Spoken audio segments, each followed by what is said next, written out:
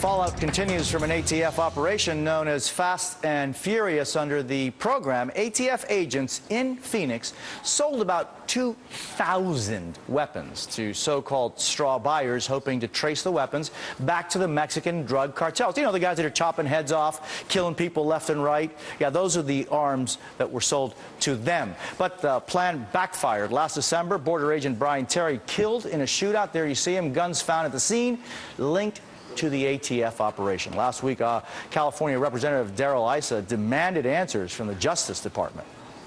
We're investigating you, your organization. When you've got the head of Alcohol, Tobacco, and Fire on basically his computer screen watching these things, don't tell me you didn't know what it was doing. Who authorized this program that was so felony stupid that it got people killed?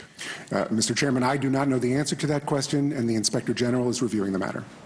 Congressman Issa and Republican Senator Chuck Grassley of Iowa are leading the congressional investigation. The senator joins us from D.C. Senator, thanks for being with us. This is really an extraordinary case because, as we report, I mean, it got people killed on our side. The good people were killed by our own weapons.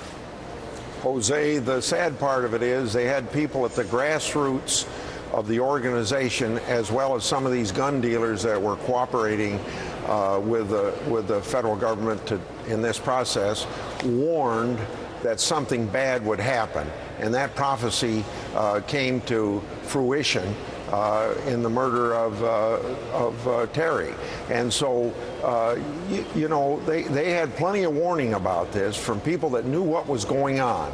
And can you imagine 2,000 guns? Now they've stopped this Fast and Furious, but those guns are going to be around doing bad things for the next several decades. And these aren't pea shooters, you know, these are all kinds of weapons, and we're looking at some photos of different weapons, but we're talking about high-powered weapons, and you know, how far up did this go? Is this some kind of a rogue operation? Because it seems like now everybody's kind of saying, wasn't me, no way, Jose, but who's in charge, and how are we ever going to find this out?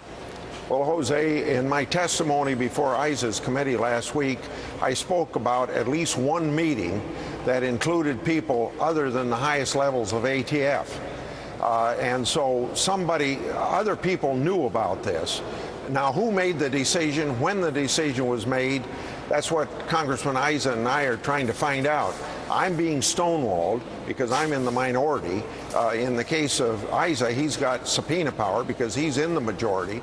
So one way or the other, I think we're going to get the information. But basically, I first wrote to the Attorney General on January the 21st, handed him a copy of that letter on January 31st, and maybe 2 months later, or 3 months later, he was saying that he had just recently learned about it.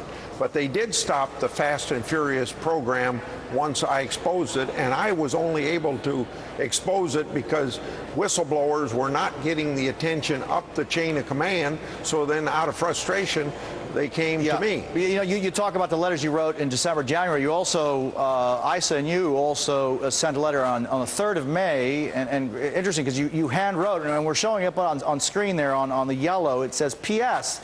You should check to see if you're getting accurate information from your staff. You might be ill-served. Yeah.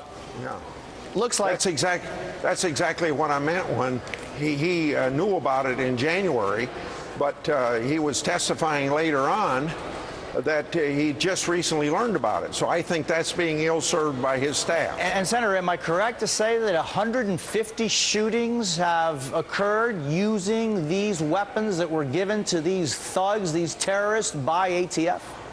Well, you're probably right. I don't have that figure in my mind, but I know that on both sides of the border, these guns have been used in a lot of crime, and probably crime not just related to the drug trafficking. So on this issue, before we go on to 212 and the general election, what do you want happen in this case?